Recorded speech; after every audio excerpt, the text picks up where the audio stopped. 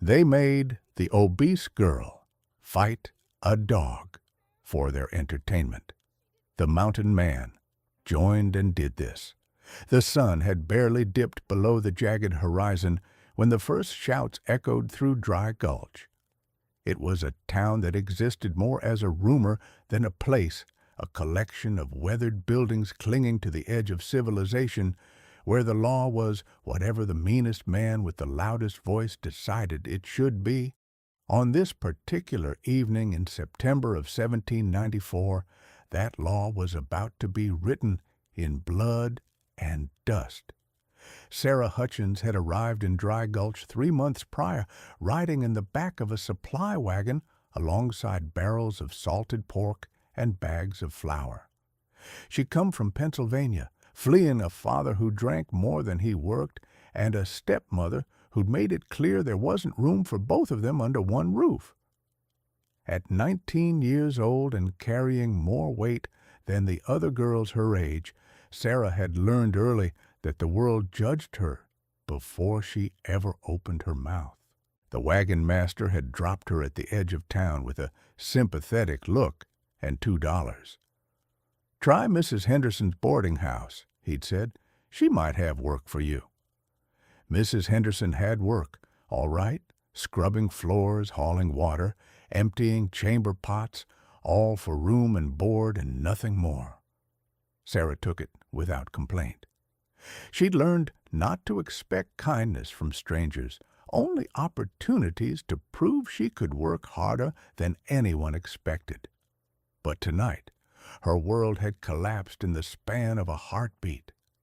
It started when Jake Brennan, a regular at the saloon who fancied himself some kind of frontier gentleman, had cornered her behind the boarding house.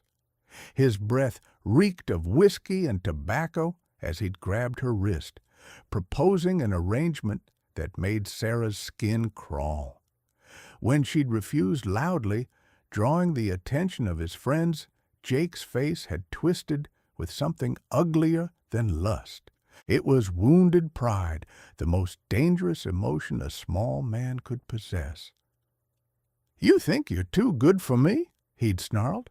"Fat cow like you should be grateful any man looks your way." His friends had laughed, and that laughter had bred an idea, a terrible, vicious idea that spread through their whiskey-soaked minds like fire through dry grass. Now Sarah stood in the dirt yard behind Callahan's saloon, her wrists bound with rough hemp rope that bit into her skin. Around her, a circle of men, maybe 20 of them, formed a wall of jeering faces. Torches had been lit, casting dancing shadows that made the scene feel like something from a nightmare. "Folks! Folks!"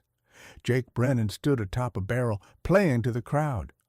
"Tonight, we got ourselves some entertainment, a special match-up for your viewing pleasure." The men whooped and hollered. A few had even brought their own whiskey bottles, passing them around like this was a holiday celebration. Sarah's heart hammered against her ribs. She'd tried to run when they'd first grabbed her, but Jake had caught her hair, yanking her back so hard she'd tasted blood.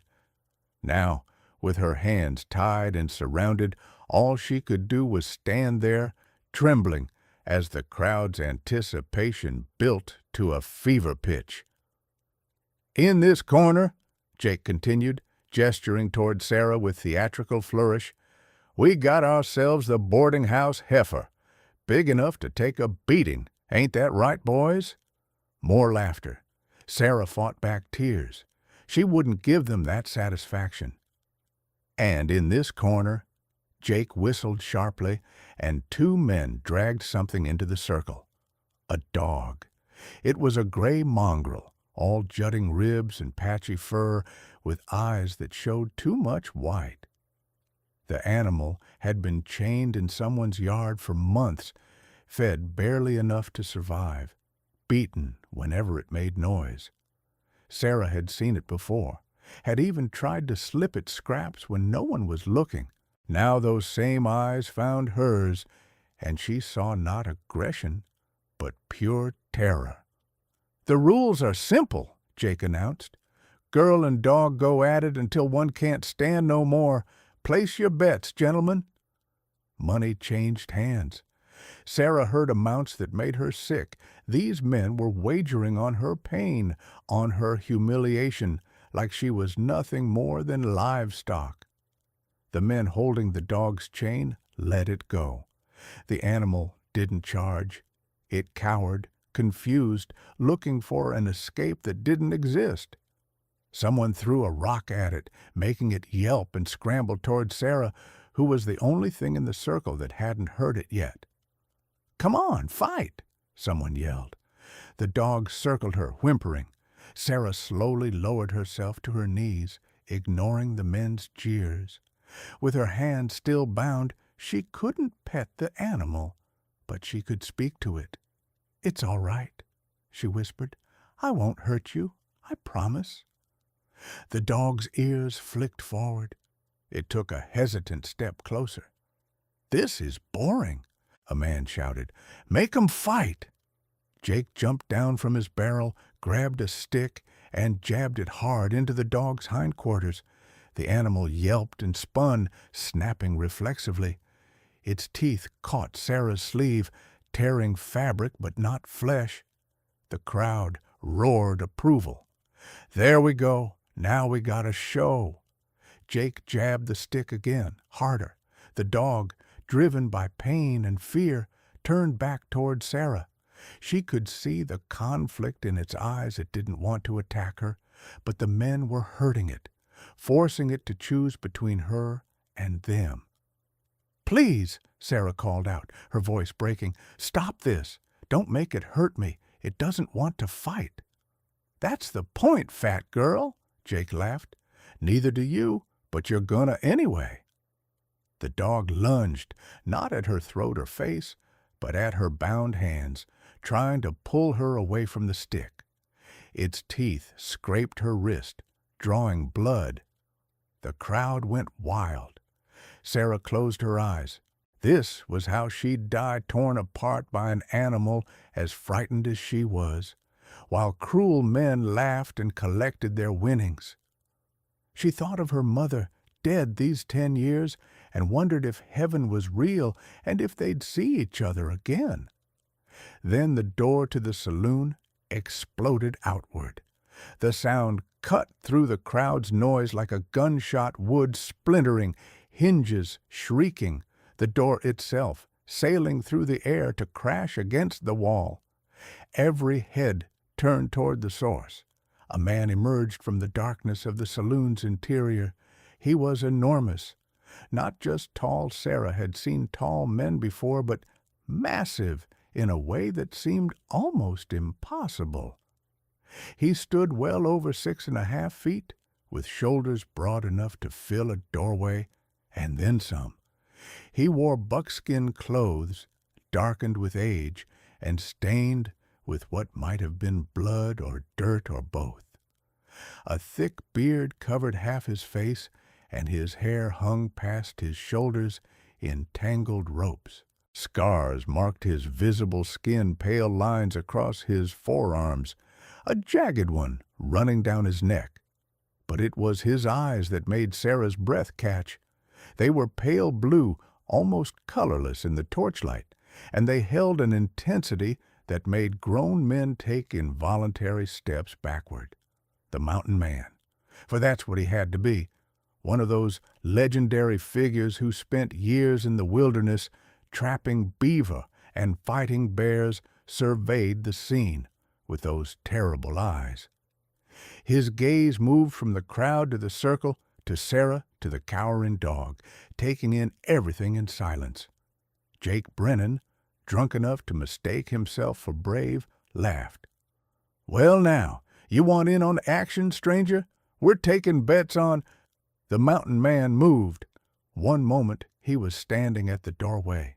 The next, his fist connected with Jake's jaw with a sound like a tree branch snapping. Jake flew backward, feet leaving the ground, arms windmilling uselessly. He crashed into 2 men behind him, sending all 3 sprawling into the dirt. The crowd fell silent. The mountain man stepped down into the yard, his boots raising small clouds of dust with each footfall. Men scrambled to get out of his way, creating a path that led straight to the fighting circle.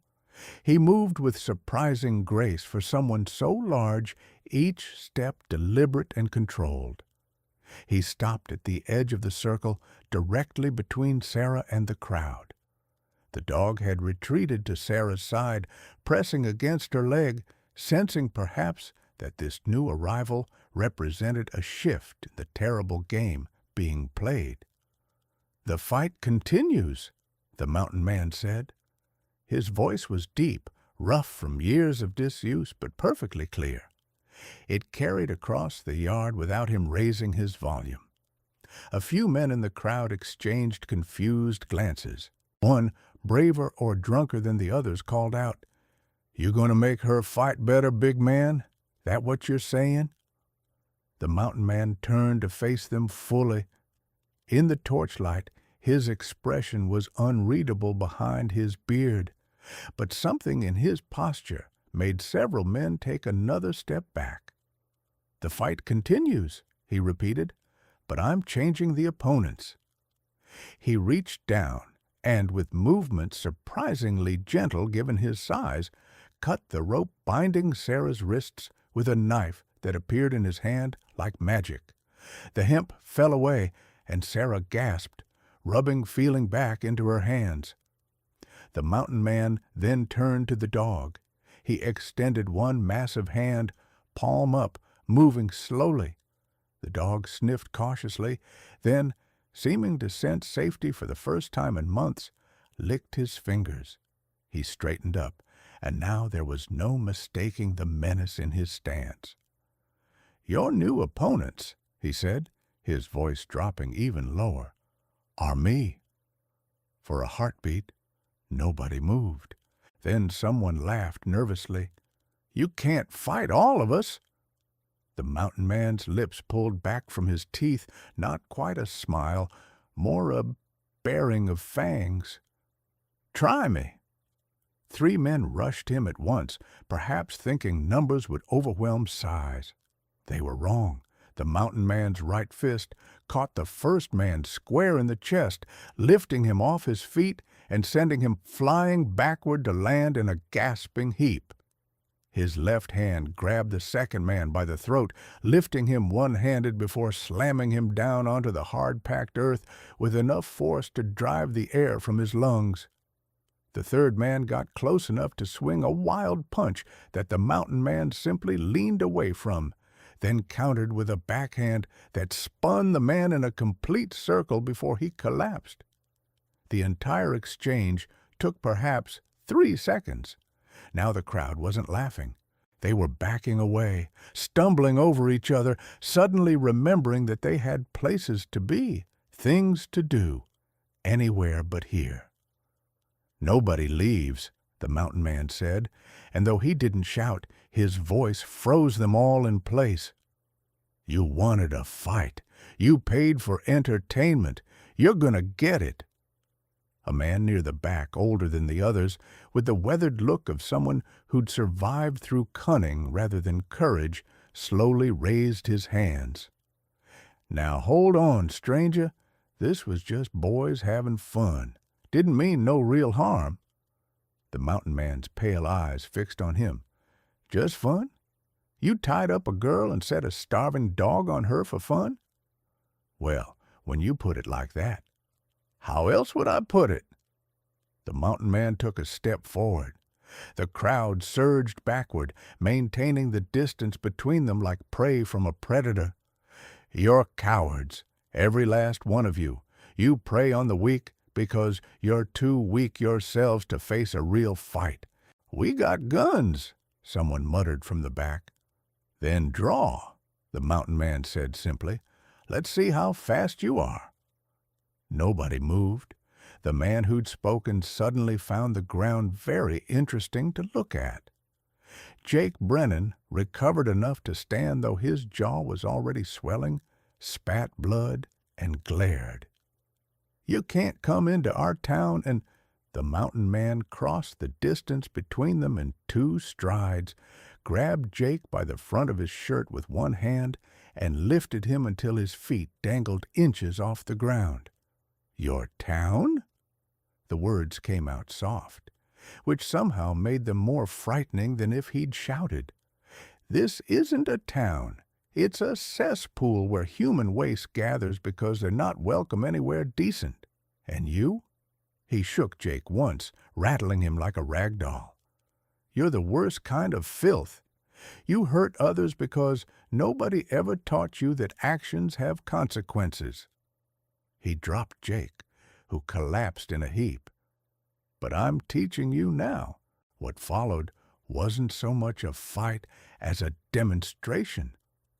The mountain man moved through the crowd like a force of nature, and men fell before him like wheat before a scythe. He pulled no weapons, didn't need to. His fists were enough. A punch here, a throw there, sometimes just grabbing a man by the collar and tossing him aside like he weighed nothing at all. The few who tried to run found their paths blocked. The ones who tried to fight back found their blows bouncing off like they were punching granite. Within 5 minutes, the yard behind Callahan's saloon looked like a battlefield, with groaning men scattered across the dirt, nursing broken noses, cracked ribs, and shattered pride. Through it all, Sarah stood in the circle with the dog pressed against her legs, watching in stunned silence.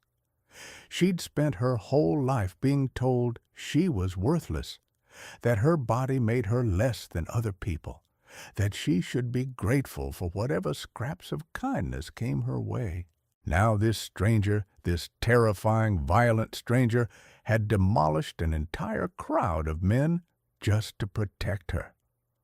When the last man fell, a skinny fellow who tried to brain the mountain man with a bottle and ended up unconscious after one casual backhand silence descended over the yard.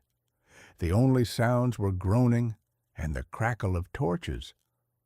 The mountain man surveyed his work, then turned back to Sarah. His expression softened slightly, though he still looked like something carved from mountain stone. He extended one massive hand toward her. "Can you stand?" Sarah realized she'd been sitting on the ground, though she didn't remember lowering herself. Her legs shook as she climbed to her feet, refusing his hand at first out of pure stubborn pride, then accepting it when her knees nearly buckled. His grip was warm, calloused, and surprisingly gentle. "Thank you," she managed, her voice barely above a whisper. He nodded once, then looked down at the dog, who had remained pressed against Sarah's leg throughout the chaos. "The animal trusts you." "I gave it scraps sometimes," Sarah said. "When no one was looking, it was always so hungry." The mountain man knelt a considerable journey given his height and examined the dog more closely. His huge hands ran over the animal's ribs, checked its paws, looked at its teeth. The dog submitted to the inspection without complaint, as if recognizing care when it found it. Malnourished, been beaten regularly, probably has worms. He stood, his knees popping like gunshots. But it'll live, with proper care. He looked at Sarah again, and for the first time, something almost like curiosity entered those pale eyes. "Why didn't you fight back? Against them?" Sarah's laugh came out bitter. "Against 20 men? What exactly was I supposed to do? I've seen smaller people take down larger ones when properly motivated. Maybe they had hope," Sarah said quietly. "I learned a long time ago not to hope for much." The mountain man was silent for a long moment, studying her face in the flickering torchlight. Behind them, the men who could move were starting to crawl away into the darkness, wanting nothing more than to escape before this demon in human form changed his mind about letting them live. "What's your name?" he finally asked. "Sarah Hutchins."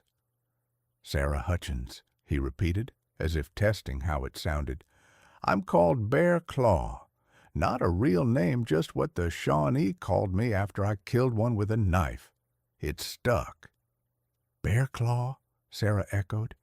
It fit him. "You have family here? Someone who'll miss you if you leave?" Sarah shook her head. "Mrs. Henderson won't care. She's got 2 other girls who can do my work. Nobody here will miss me." Bear Claw glanced around the yard at the groaning men, then back at Sarah. "Then you should leave. Tonight. They'll lick their wounds and remember how to be angry, and anger makes stupid men do stupid things." Fear gripped Sarah's heart. "Leave? And go where? I have no money, no supplies, no—" "You'll come with me." The words were said so matter-of-factly that Sarah almost didn't register them. When she did, she took an involuntary step backward. "I can't I don't even know you." "True," Bear Claw acknowledged, "but you know them." He gestured at the scattered men. "And you know what they'll do next time they catch you alone.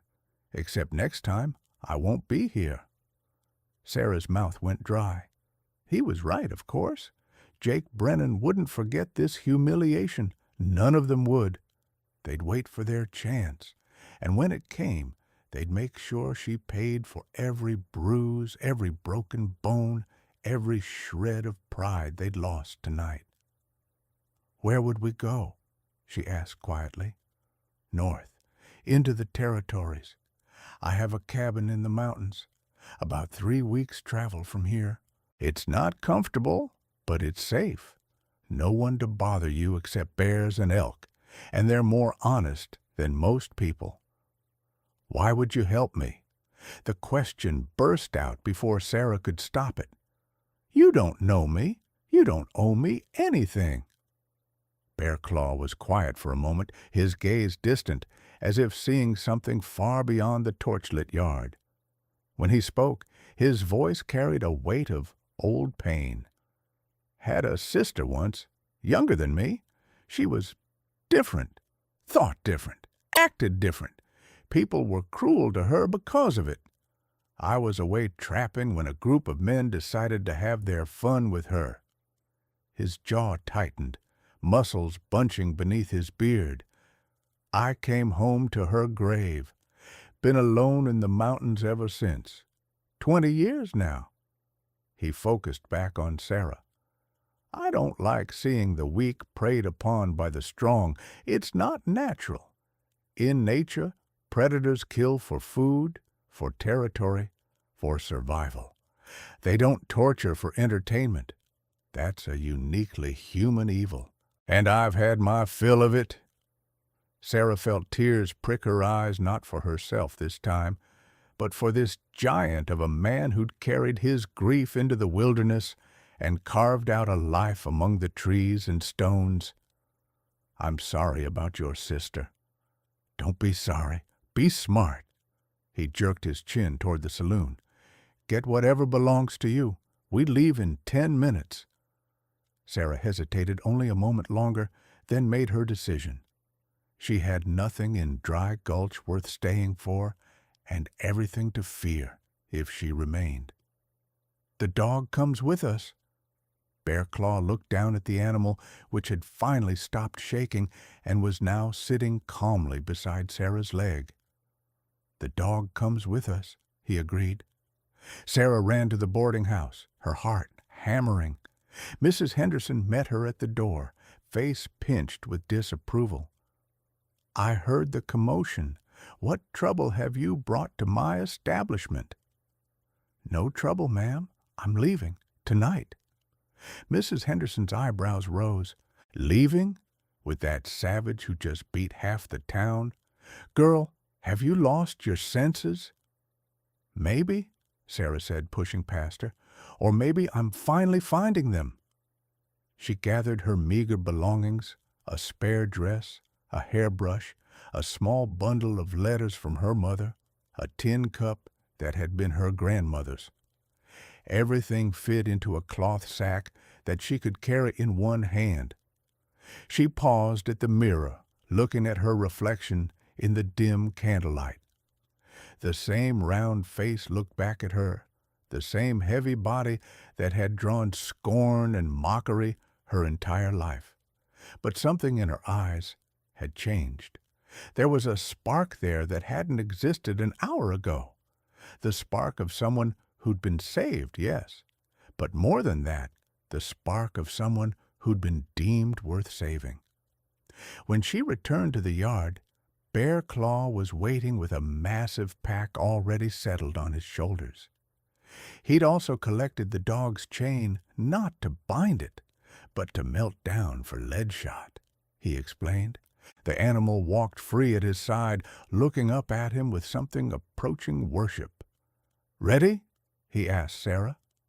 She took one last look at Dry Gulch, at the rough buildings, the muddy streets, the place that had shown her nothing but cruelty.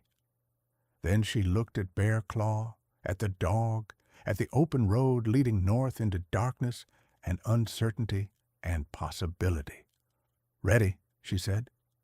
They walked through the town in silence. A few faces appeared in windows, watching them pass, but no one dared step outside. Word had spread quickly about what the mountain man had done, and no one wanted to test whether he might do it again.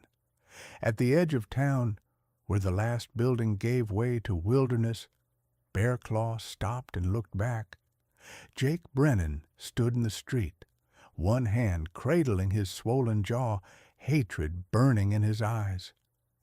"Remember this moment," Bear Claw called to him, his voice carrying in the still night air. "Remember that your cruelty brought me here. Remember that your entertainment cost you your pride, and remember that if I ever hear you've hurt another person weaker than yourself, I'll come back, and next time I won't be merciful." Jake said nothing, but something in his posture spoke of a man who'd learned a lesson he wouldn't soon forget. They walked into the darkness, following a trail visible only to Bear Claw's experienced eyes. The night air was cool, carrying the scent of pine and distant water. Above them, stars wheeled across the sky in their ancient patterns, indifferent to human suffering and human kindness alike. After an hour of walking, when Dry Gulch was long behind them and the only sounds were their footsteps and the dogs panting, Sarah finally spoke. "Why did you really help me?" Bear Claw kept walking, his long strides eating up the trail. For a while, Sarah thought he wouldn't answer. Then, "Told you about my sister." "I know, but that's not all of it." He paused, then continued in a voice so quiet Sarah had to strain to hear. "When I found her grave, I swore I'd never let something like that happen again. Not while I had breath in my body and strength in my hands. But I ran away instead, went into the mountains, told myself I was living free, but really I was just hiding. Hiding from people, from pain, from responsibility." He stopped walking and turned to face her. In the moonlight, his features were softer, more human. "Tonight, walking past that saloon, I heard the shouting. I was just going to keep going, not my town, not my problem. But then I heard you begging them to stop, not for yourself, but for the dog. You showed more courage and compassion in that moment than I've shown in 20 years. And I realized I'd been given a chance to honor my sister's memory properly, not by running, but by standing up." Sarah felt tears streaming down her face. "I didn't feel brave. I felt terrified." "Brave isn't feeling no fear," Bear Claw said. "Brave is being terrified and still finding room in your heart to care about something other than yourself. That's true strength, and that's worth protecting." They resumed walking. The dog trotted between them, its fear fading with each mile they put between themselves and Dry Gulch. Around midnight, they made camp in a small clearing beside a stream. Bear Claw built a fire with practiced efficiency while Sarah unpacked what little food they had. As they ate dried meat and hard bread that Bear Claw produced from his seemingly bottomless pack, Sarah found herself studying this strange man who'd exploded into her life like a thunderstorm. He ate methodically, feeding the dog small pieces of meat between his own bites, never rushing, always aware of his surroundings. "What's it like?" she asked. "Living alone in the mountains?" Bear Claw considered the question while he chewed. "Quiet, simple, honest, animals don't lie. Weather doesn't pretend to be something it's not. If a bear wants to kill you, it doesn't smile first and stab you in the back. There's a purity to it. Don't you get lonely?" "Every day." He said it without shame, just stating a fact. But lonely is better than surrounded by people who make you feel worse about yourself. Least, that's what I always told myself. "And now?" Sarah prompted. He looked at her across the fire. "Now I'm thinking maybe I was wrong. Maybe the answer isn't to avoid all people. Maybe it's to find the right ones." They sat in comfortable silence after that, watching the fire burn down to embers. The dog had curled up between them, snoring softly, its belly full for perhaps the first time in months.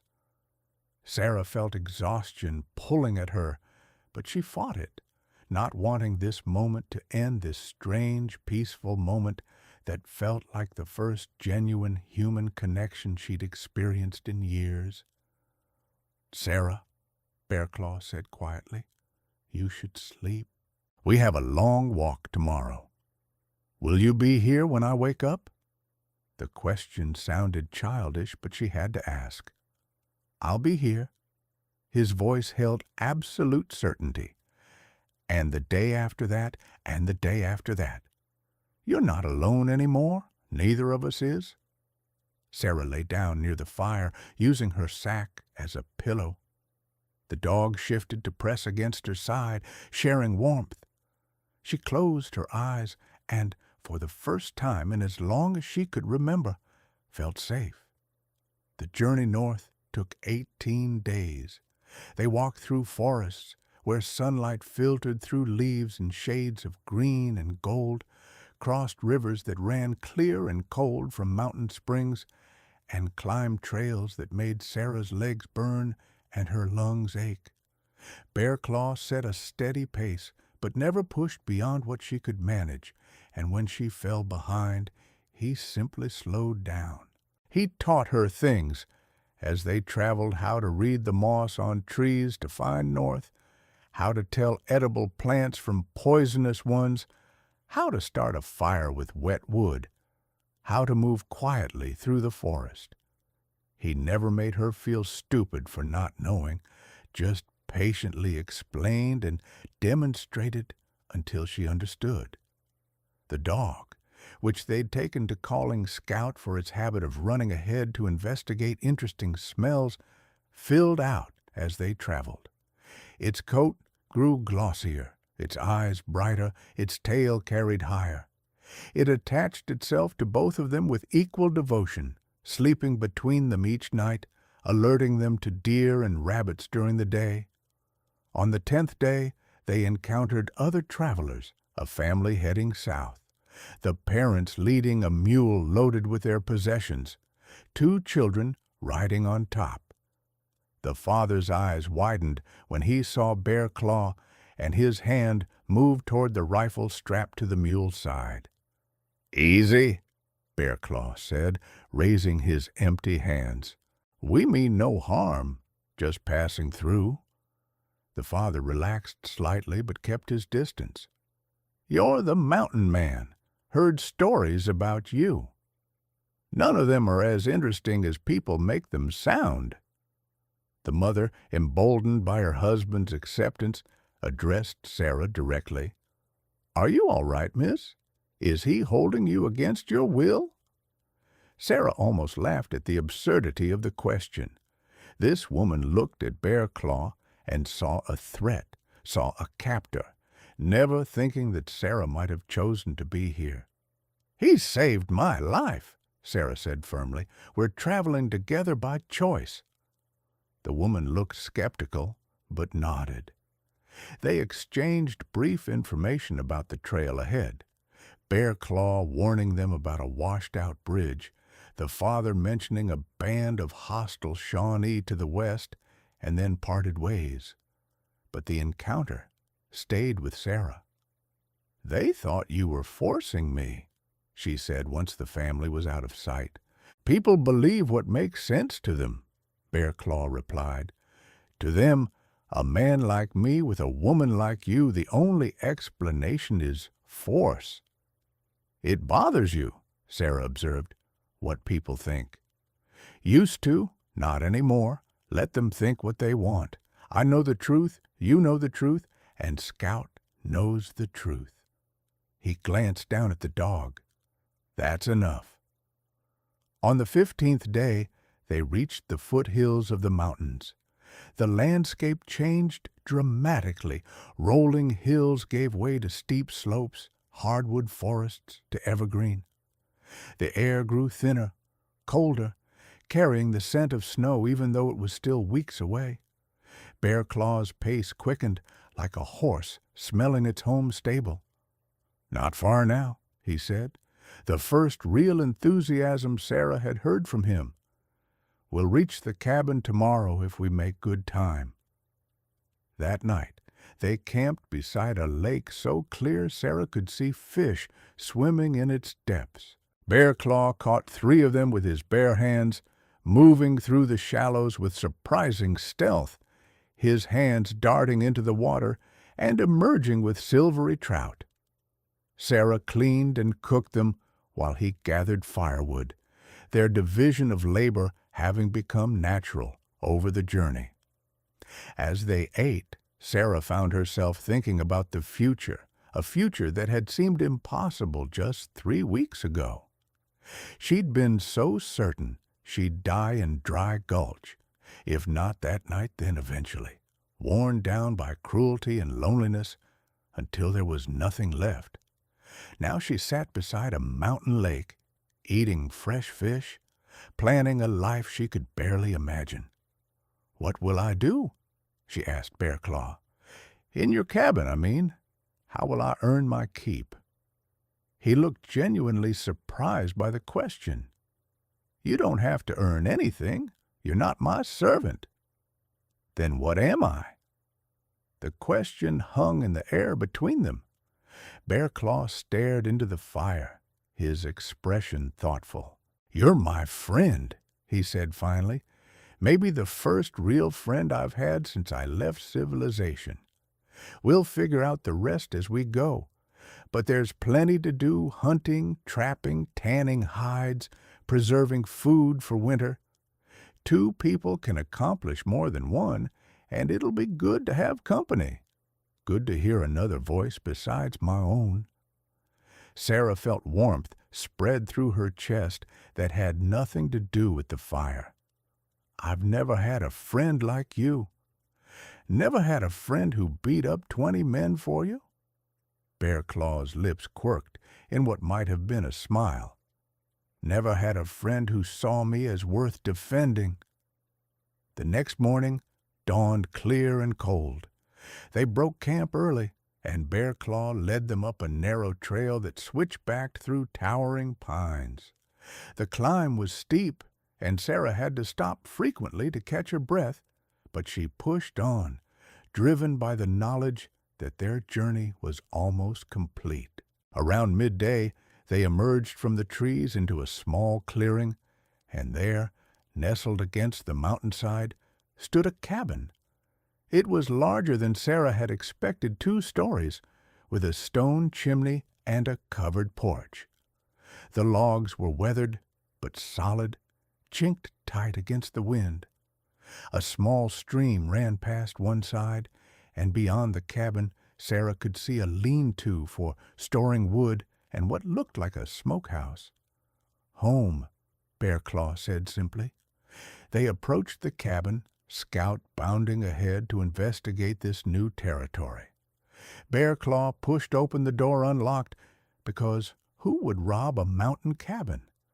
And gestured for Sarah to enter first.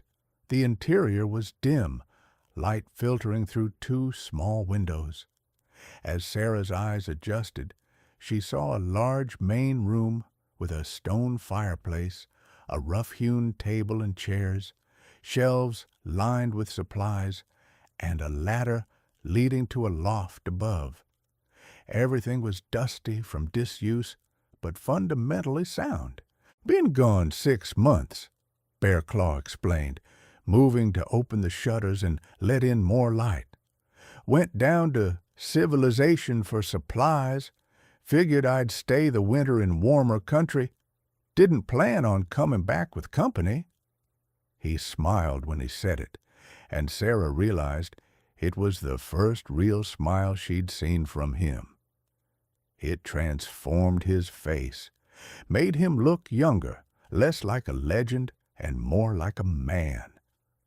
"The loft is mine," he continued, "but I'll build you a proper room down here. Should take a few days. Meanwhile, you can have the loft and I'll sleep down here." "I can't take your bed," Sarah protested. "You can and you will. I've slept on worse than a floor." Over the following weeks, they settled into a rhythm. Bear Claw was true to his word, building Sarah a room off the main cabin with walls of split logs and a small window facing east. She hung her spare dress on a peg, placed her grandmother's cup on a shelf he'd built into the wall, and for the first time in her life had a space that was entirely hers. The work was hard, but satisfying. They hunted together, Bear Claw teaching Sarah to shoot and track.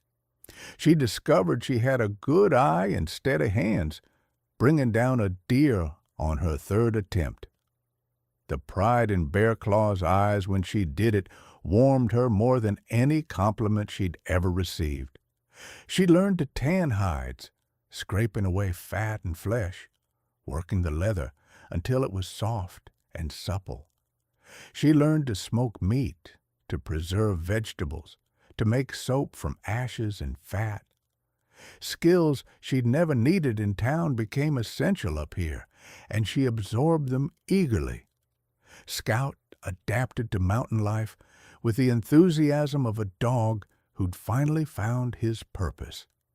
He learned to alert them to approaching animals, to track wounded game, to stay close during hunts.